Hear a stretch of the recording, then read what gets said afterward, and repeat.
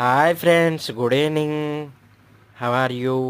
ఈరోజు మా ఇంట్లో క్రిస్మస్ క్రేప్స్ పెట్టడం జరిగింది. పశువుల పాక తయారు చేయడం జరిగింది.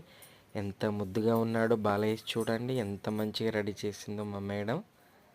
Wow, what a beautiful wonderful lighting, చమ్కు చమ్కు గొర్రె క్రిస్మస్ ట్రీ, రాజులు, గొర్రె పిల్లలు. వావ్, లవ్ షేప్లో దారి చాలా చాలా అందంగా ఉంది.